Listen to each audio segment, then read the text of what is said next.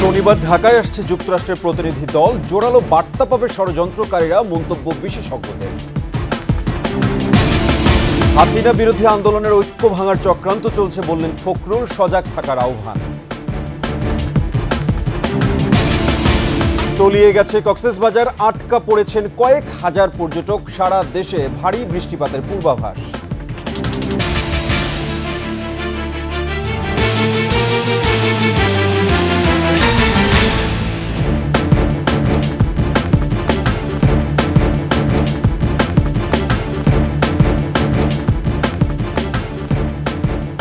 শুনছিলেন press security ইসলামী bank PLC সংবাদ শিরোনাম। আমন্ত্রণ ২১শে সংবাদে, সাথে আছি আমি সাব্বির আহমেদ। দর্শক, ২১শে টেলিভিশনের সংবাদ একই সাথে সরাসরি দেখতে পাবেন আমাদের ফেসবুক পেজ www.facebook.com/2124 অনলাইনে। এছাড়া সাবস্ক্রাইব করতে পারেন www.youtube.com/21sheETV চ্যানেলে। এছাড়া সংবাদে আরও থাকছে: পাপনের ছোবলে ধ্বংস ক্রিকেটের মেরুদণ্ড, অব্যবস্থাপনার প্রভাব টিম পারফরম্যান্সেও।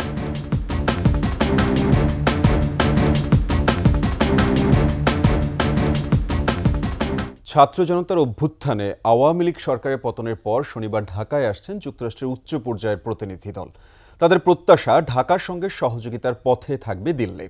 ৬ সদস্যের এ দলের নেতৃত্বে থাকছেন যুক্তরাষ্ট্রের দক্ষিণ ও মধ্য এশিয়া বিষয়ক সহকারী পররাষ্ট্রমন্ত্রী ডোনাল্ড লু এবং মার্কিন রাজস্ব ও অর্থ দপ্তরের আন্তর্জাতিক অর্থায়ন বিষয়ক সহকারী আন্ডার সেক্রেটারি ব্রেন্ট নেইম্যান। শনিবার দুপুরে দিল্লি হয়ে ঢাকায় আসবেন তারা।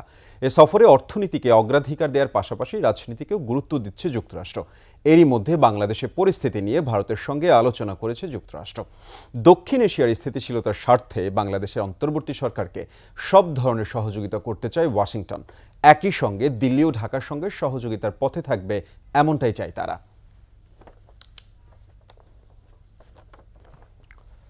এদিকে যুক্তরাষ্ট্রের উচ্চ পর্যায়ের প্রতিনিধি দলের সফর সঠিক সময়ে হচ্ছে বলে মন্তব্য করেছেন সাবেক রাষ্ট্রদূত মেজর জেনারেল অবসরপ্রাপ্ত শহীদুল হক। দেশ ও দেশের বাইরে থেকে যারা ষড়যন্ত্র করছে, এ সফর তাদের বিরুদ্ধে জোরালো বার্তা দেবে বলেও মনে করেন তিনি। এই ভিজিটের মাধ্যমে আমি দেখছি কি হয়তো একটা message to those counter revolutionaries or counter forces যারা নাকি এই অ্যাচিভমেন্টটা বাধা করতে পারে, ওদের জন্য একটা বিরাট একটা মেসেজ এর মধ্যে থেকে পাবো আমরা। এই যে আমি বললাম যেটাকে মোরাল বুস্টিং ভিজিট, এটাতে যেটা নাকি বহুত এই মোরাল বুস্টিং তো আছেই ইন্টারিম গভর্নমেন্টের জন্য, message to not only internal forces এবং বাইরের যারা ফোর্সেস আছে, এক্সটার্নাল যারা আছে, তাদের জন্য কিন্তু এটা একটা বিরাট মেসেজ আমি বলবো। নয়াদিল্লি ও ঢাকার মধ্যে ব্যবসা বাণিজ্য শুরু হয়েছে। এক সংবাদ সম্মেলনে দেশটির পররাষ্ট্র মন্ত্রণালয়ের মুখপাত্র রণধীর জয়সওয়াল বলেন, বাংলাদেশের অন্তর্বর্তী সরকারের প্রধান উপদেষ্টা ডক্টর মোহাম্মদ ইউনূসের সাথে কথা বলেছেন ভারতীয় হাই কমিশনার প্রণয় ভার্মা। জানান, দুদেশের মধ্যে নিত্য প্রয়োজনীয় পণ্য পরিবহন চালু হয়েছে। নিজ নিজ জাতীয় অগ্রাধিকারের ভিত্তিতে সম্পর্ককে এগিয়ে নিতে ভারত প্রতিশ্রুতিবদ্ধ বলেও জানান মুখপাত্র।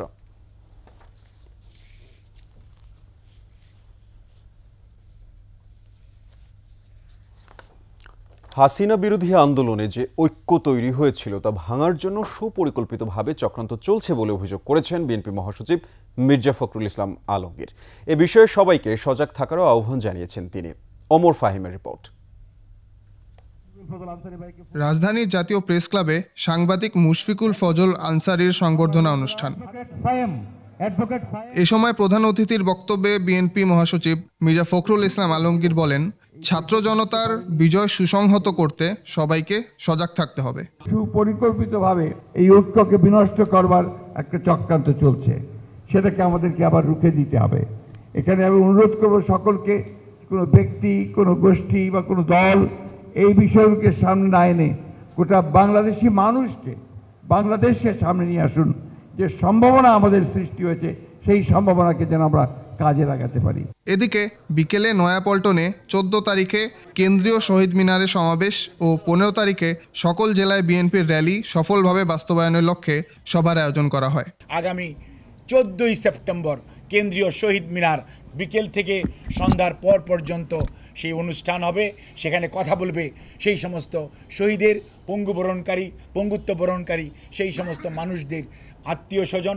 15 তারিখের কর্মসূচিতে তারেক রহমান ভার্চুয়ালি যুক্ত হবেন বলে জানান তিনি। 15ই সেপ্টেম্বরে আমরা হারানো গণতন্ত্র পুনরুদ্ধারের জন্য আমাদের নেতা দেশনায়ক তারেক রহমান বলেছেন বিএনপি আন্দোলনে ছিল, আছে এবং আন্দোলনে থাকবে। কতদিন? যতদিন পর্যন্ত না জনগণের অধিকার আদায় হচ্ছে। ওমর ফাহিম, একুশে টেলিভিশন, ঢাকা। রাষ্ট্রে 6টি বিভাগ সংস্কারের জন্য কমিটি করেছে সরকার, কিন্তু সেই সংস্কারের ফল পেতে হলে দরকার রাজনৈতিক দলগুলোর ভেতরে সংস্কার, নয়তো রাষ্ট্রীয় সংস্কারের ফল পাওয়া কঠিন হবে। বিশ্লেষকরা বলছেন, আর রাজনীতি পরিশুদ্ধ করতে সবার আগে প্রয়োজন সংবিধানের সংস্কার। আরও জানাচ্ছেন প্রণব চক্রবর্তী। গণতন্ত্র পুনরুদ্ধার এবং সংস্কারের প্রশ্নে সরকার গঠনের পর রাজনৈতিক দলগুলোর সাথে কয়েক ধাপে বৈঠক করেছেন প্রধান উপদেষ্টা ডক্টর মোহাম্মদ ইউনূস। সংস্কারের ক্ষেত্রে কমিশন গঠনের প্রক্রিয়ার বিষয়টিও জাতির উদ্দেশ্যে ভাষণে জানিয়েছেন প্রধান উপদেষ্টা। আমরা প্রাথমিকভাবে 6টি কমিশন গঠন করার সিদ্ধান্ত নিয়েছি। রাজনৈতিক দলের নেতারা বলছেন, রাজনৈতিক দলে যে সংস্কার তা হতে হবে গণতন্ত্র রক্ষায়। রাজনৈতিক দলের ভেতরে সংস্কার তো বেশি প্রয়োজন। আমি একটা দল করি, আমার দল আমি আমার মতো করবো, এখানে আপনি কিছু বলবেন কেন? আপনার কথা মতো আবার চলতে হবে সেরকম তো কথা নয়। হ্যাঁ, জনগণের যেটা আকাঙ্ক্ষা সেটার প্রতিনিধিত্ব করে দলটা গড়ে উঠবে, সেই চর্চা থাকতে হবে। এ নিয়ে কথা বলেছেন বিএনপির এই নেতা। বিএনপিও এই দেশে আগামী দিনে একটি সুন্দর ভবিষ্যৎমুখী এবং স্বয়ংভর বাংলাদেশ কিভাবে গড়া যায়, যেখানে জনগণই রাষ্ট্রের মালিক হবে এবং জনগণের অধিকার সুনিশ্চিত হবে, সেটি নিহিত আছে 31 দফা কর্মসূচিতে। তবে রাজনৈতিক বিশ্লেষকরা সংবিধান সংস্কারে দিচ্ছেন বেশি গুরুত্ব। অত্যন্ত প্রত্যয়ের সাথে মিথ্যা বলাটা একটা রাজনৈতিক গুণ হয়ে গেছে, কোয়ালিটি পলিটিক্যাল পার্টি লিডারশিপের। তাহলে আমরা ওখান থেকে বেরিয়ে আসতে হবে। সংস্কারটা কোনখান থেকে শুরু হবে? এটা একটা স্টার্টিং পয়েন্ট হচ্ছে কনস্টিটিউশন। সংবিধানের যখন বেসিক জায়গায় ঠিক করবেন আপনি, ওই আলোকে কিন্তু নির্বাচন ঠিক হবে, আইনসভা ঠিক হবে, পলিটিক্যাল পার্টিও ঠিক হবে। আমাদের সংবিধানে রাজনৈতিক দল সম্পর্কে কোনো কথা নেই, একটু আছে খালি এইরকম হইবে, এটা কিন্তু কোনো আলাদা রাজনৈতিক দল নিয়ে কোনো কথা নেই। তারা বলছেন, সংস্কার বা সংরক্ষণ যাই হোক, তা যেন হয় দেশের কল্যাণ মাথায় রেখে। দৃষ্টিভঙ্গি ঠিক করতে হবে, কি সংস্কার চাই। প্রণব চক্রবর্তী, একুশে টেলিভিশন, ঢাকা। টানা 12 ঘন্টার বৃষ্টিতে তলিয়ে গেছে কক্সবাজার শহরের 90% এলাকা, দেখা দিয়েছে জলাবদ্ধতা। 5 শতাধিক হোটেল মোটেলের কয়েক হাজার পর্যটক আটকা পড়েছেন। এদিকে ভারী বৃষ্টিপাতে পাহাড় ধসে কক্সবাজার সদর ও উখিয়ার রোহিঙ্গা ক্যাম্পে 6 জনের মৃত্যু হয়েছে। কক্সবাজার প্রতিনিধি আব্দুল আজিজের তথ্য ও ছবিতে ডেস্ক রিপোর্ট। বৃহস্পতিবার দুপুর 12:30 থেকে শুরু হয় ভারী বর্ষণ, চলে রাত 12:30 পর্যন্ত। 12 ঘন্টার ভারী বর্ষণ পুরো কক্সবাজার শহরের 8 লাখ মানুষের জীবন অনেকটাই থামিয়ে দেয়। আবহাওয়া অফিস বলছে, শুক্রবার সকাল 9টা পর্যন্ত 24 ঘন্টায় কক্সবাজারে 501 মিলিমিটার বৃষ্টি হয়েছে। এটি চলতি মৌসুমে একদিনে সর্বোচ্চ। বৃষ্টির পানিতে প্রধান সড়ক, সৈকত সড়ক সহ অন্তত 35টি উপসড়ক ডুবে যায়, তলিয়ে যায় বাড়িঘর, দোকানপাট। অনেকেই বলছেন, গত 50 বছরে এমন বৃষ্টিপাত তারা দেখেননি। আমি আমার জীবনে কক্সবাজারে এই টানা বৃষ্টি এ পর্যন্ত দেখি নাই। মানুষের চলাচলের যে অবস্থা, পৌরসভা কি করছে, সরকার কি করছে, এগুলো আমরা জানি না। সড়কে যানবাহন চলাচল বন্ধ হওয়ায় মানুষকে দুর্ভোগ পোহাতে হচ্ছে। দেখা দিয়েছে বিশুদ্ধ খাবার পানির সংকট। বৃষ্টির পানিতে সড়ক ডুবে থাকায় হোটেল মোটেলগুলোতে আটকা পড়েছেন পর্যটকরা। ভারী বর্ষণের কারণে শহরের অভ্যন্তরে 12টির বেশি পাহাড়ে বড় বড় ফাটল দেখা দিয়েছে।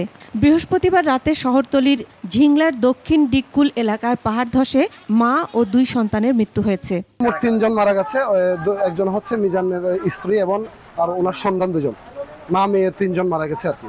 স্থানীয় মানুষের আর প্রতি এলাকার মানুষের ডাকি, প্রতিবেশী মানুষ ডাকি, ইতারা অন্যরকম টানুটুনি বাইরে গেছি। উপজেলা প্রশাসন সদরের পক্ষ থেকে আর্থিক অনুদান দিব, সরকারি অনুদান যেটা তাদেরকে করব। আর আমরা সার্বিকভাবে যত সহযোগিতা করা দরকার তাদেরকে সব সহযোগিতা করব। অপরদিকে উখিয়া উপজেলার 14 নম্বর হাকিমপাড়া রোহিঙ্গা ক্যাম্পে পাহাড় ধসে একই পরিবারের 3 জনের মৃত্যু হয়। ধসে পড়ে 3টি বাড়িঘর।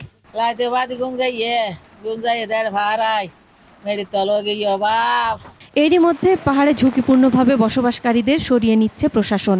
এর আগে আগস্ট মাসে কক্সবাজারের পেকুয়ায় পাহাড় ধসে মৃত্যু হয় 4 জনের। মাসুম আলিসা, ডেস্ক রিপোর্ট, একুশে টেলিভিশন। বঙ্গোপসাগরের উত্তর পূর্ব দক্ষিণ পূর্ব এলাকায় সৃষ্ট লঘুচাপটি ঘনীভূত হয়ে নিম্নচাপে পরিণত হয়েছে। লঘুচাপটি উত্তর পশ্চিম দিকে অগ্রসর হচ্ছে। এর প্রভাবে উপকূলীয় এলাকা, উত্তর বঙ্গোপসাগর ও সমুদ্রবন্দরসমূহের উপর ঝোড়ো হাওয়া বয়ে যেতে পারে বলে জানিয়েছে আবহাওয়া অফিস। চট্টগ্রাম, খুলনা, বরিশাল বিভাগে আগামী দুদিন বৃষ্টি অব্যাহত থাকতে পারে। চট্টগ্রাম, কক্সবাজার, মোংলা ও পায়রা সমুদ্র বন্দরসমূহকে ৩ নম্বর স্থানীয় সতর্কতার সংকেত দেখিয়ে যেতে বলা হয়েছে। সাগরে ডিপ্রেশন বা নিম্নচাপ তৈরি হয়ে গেছে সেটা, এবং এটার প্রভাবে কোস্টাল এলাকায় বৃষ্টিপাত হচ্ছে। তো আমাদের 3টা ডিভিশনেই বেশিরভাগ ঝুঁকির মধ্যে আছে, বিশেষ করে চট্টগ্রাম, খুলনা এবং বরিশাল। আর ঢাকা যেহেতু সেন্টারে হওয়ার কারণে ঢাকা এটার দুটা প্রভাবটা কিছুটা পেতে পারে। আর এই ডিপ্রেশনটা আস্তে আস্তে আমাদের ল্যান্ডের দিকে উঠে গেলে উত্তর পশ্চিমাঞ্চল হয়তো বা এটা ইন্ডিয়ার দিকে চলে যেতে পারে।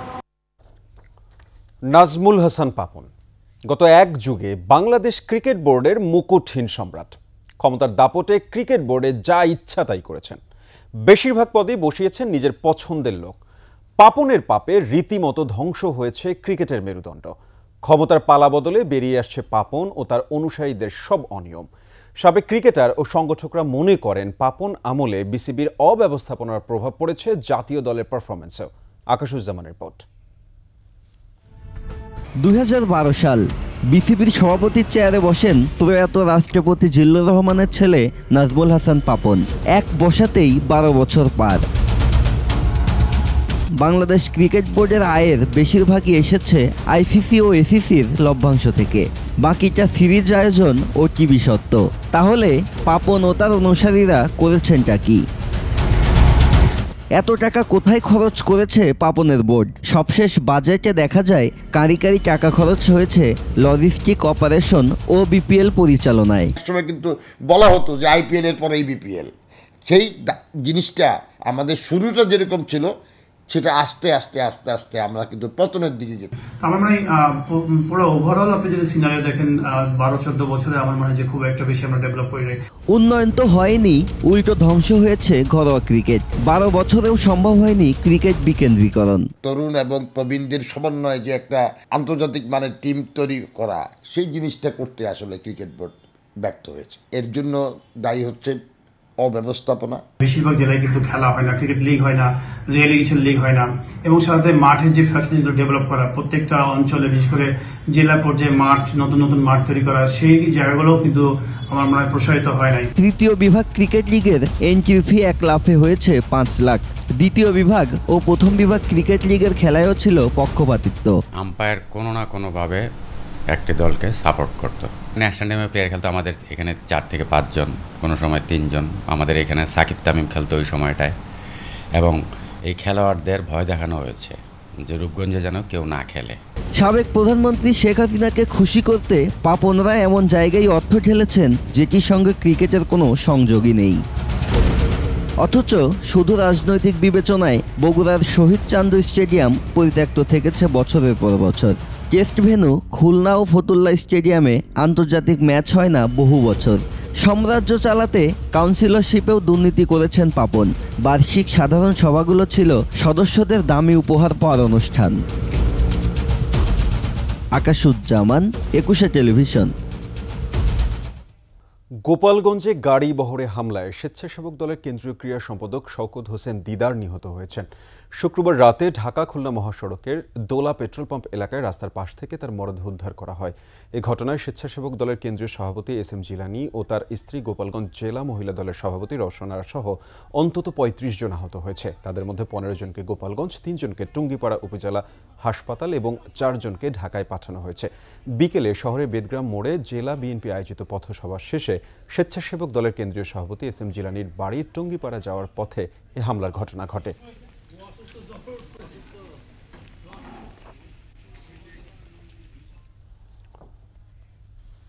সড়কে সুশাসন ফেরাতে সড়ক পরিবহন আইন সংস্কারের দাবি জানিয়েছে যাত্রী কল্যাণ সমিতি। তারা বলছে 16 বছরে হাসিনা সরকার সাধারণ মানুষকে যাতায়াতের ক্ষেত্রে স্বস্তি ও শান্তি দিতে সম্পূর্ণ ব্যর্থ হয়েছে।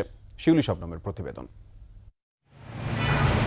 বছরের পর বছর ধরে পরিবহন ব্যবস্থায় চলে আসছে বিশৃঙ্খলা ও নৈরাজ্য। যাত্রী স্বার্থ ছিল উপেক্ষিত। এমন প্রেক্ষিতে পরিবহনের অরাজকতা দূর করতে যাত্রী অধিকার দিবস উপলক্ষে জাতীয় প্রেস ক্লাবে আলোচনা সভা। সড়কে চাঁদাবাজি সহ দুর্ঘটনা কমিয়ে আনতে পরিবহনের স্টেক হোল্ডারদের সাথে আলোচনা এবং অপরাধীদের আইনের আওতায় আনার দাবি জানান বক্তারা। এই সেক্টরের শৃঙ্খলা ফিরিয়ে আনার জন্য দায় এবং দায়িত্ব উভয়ের আছে। অদৃশ্য কর্তৃপক্ষ আমাদের সমস্ত কিছুকে নিয়ন্ত্রণ করে। যাতায়াতে মানুষের সংকটকে পুঁজি করে বিগত সরকার মেগা প্রকল্পের নামে মেগা লুটপাট চালিয়েছে বলে মন্তব্য করেন যাত্রী কল্যাণ সমিতির নেতারা।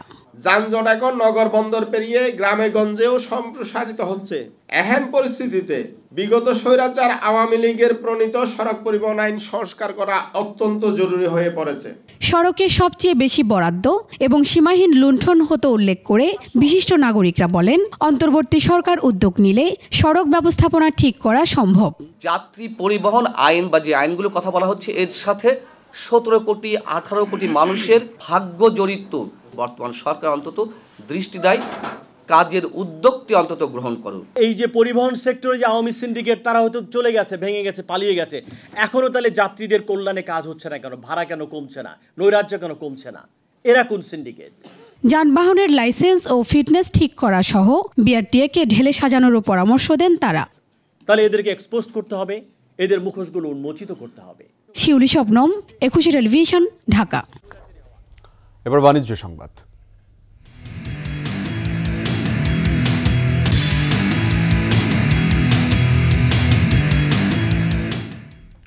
4 মাস 9 দিন পর পেঁয়াজ রফতানির উপর 40% শুল্ক প্রত্যাহার করেছে ভারত। সন্ধ্যায় ভারতের বৈদেশিক বাণিজ্য সংস্থার মহাপরিচালক স্বাক্ষরিত বিজ্ঞপ্তির মাধ্যমে এই নির্দেশনা জারি করা হয়। ভারতীয় ব্যবসায়ীদের পক্ষ থেকে বিষয়টি বাংলাদেশি ব্যবসায়ীদের জানানো হয়েছে। হিল স্থলবন্দরের পেঁয়াজ আমদানিকারকরা জানান, অভ্যন্তরীণ বাজারে পেঁয়াজের সংকট ও দাম বৃদ্ধির অজুহাত দেখিয়ে দীর্ঘ 5 মাস বন্ধের পর গত 4 মে পেঁয়াজ রফতানির উপর নিষেধাজ্ঞা প্রত্যাহার করে ভারত। তবে রফতানি নিরুৎসাহিত করতে 40% শুল্ক আরোপ করা হয়। এর ফলে বাড়তি দামের কারণে বন্দর দিয়ে পেঁয়াজ আমদানি সম্ভব হয়নি। তবে এবার 40% রফতানি শুল্ক প্রত্যাহার করল ভারত। ভারত সফরে বাংলাদেশ দলকে নিরাপত্তা নিয়ে নিশ্চয়তা দিয়েছে দেশটির ক্রিকেট বোর্ড। বিসিসিআই সচিব জয় সাহা বিসিবি সভাপতি ফারুক আহমেদকে আশ্বাস দিয়েছেন, বাংলাদেশ দলের জন্য সর্বোচ্চ নিরাপত্তার ব্যবস্থা করা হবে। জয় সাহা বলেছেন, সিরিজের দ্বিতীয় টেস্ট ও প্রথম টি-20 ম্যাচের সূচিতে কোনো পরিবর্তন করা হচ্ছে না। পারভেজ খোকনের রিপোর্ট। বাংলাদেশ ক্রিকেট বোর্ডের দায়িত্ব নেয়ার পর এই প্রথম ক্রিকেটারদের সঙ্গে বসেছিলেন বিসিবির নতুন সভাপতি ফারুক আহমেদ। মিরপুর শেরেবাংলা স্টেডিয়ামে নিজ কার্যালয়ের বৈঠক শেষে বিসিবি সভাপতি জানিয়েছেন, আসন্ন ভারত সফরে নিরাপত্তা নিয়ে নিশ্চয়তা দিয়েছেন ভারতীয় ক্রিকেট বোর্ডের সচিব জয় সাহা। ভারত সফরে 2টি টেস্ট ও 3টি টি-20 ম্যাচ খেলবে বাংলাদেশ। 27 সেপ্টেম্বর কানপুরে শুরু হতে যাওয়া দ্বিতীয় টেস্ট ও 6 অক্টোবর গোয়ালিয়রের প্রথম টি-20 ম্যাচে ঝামেলা করার হুমকি দিয়েছে অখিল ভারত হিন্দু মহাসভা। বাংলাদেশ দলের ম্যাচগুলো এই 2 শহর থেকে সরিয়ে নিতে বলেছে তারা।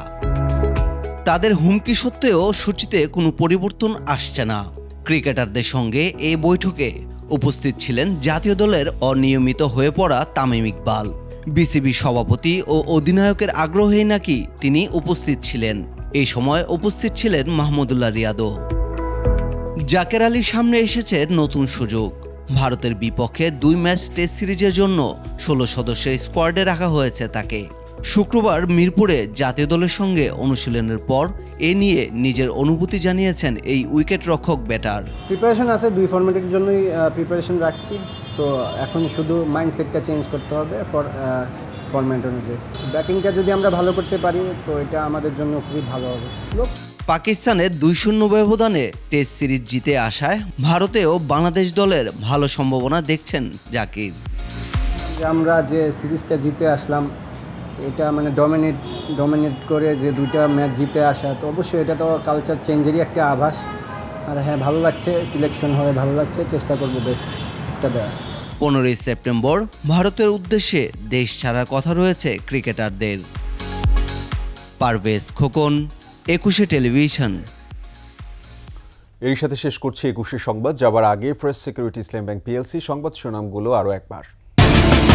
শনিবার ঢাকায় আসছে যুক্তরাষ্ট্রের প্রতিনিধি দল, জোরালো বার্তা পাবে ষড়যন্ত্রকারীরা, মন্তব্য বিশেষজ্ঞদের। হাসিনা বিরোধী আন্দোলনের ঐক্য ভাঙার চক্রান্ত চলছে বললেন ফখরুল, সজাগ থাকার আহ্বান। তলিয়ে গেছে কক্সবাজার, আটকা পড়েছেন কয়েক হাজার পর্যটক, সারা দেশে ভারী বৃষ্টিপাতের পূর্বাভাস।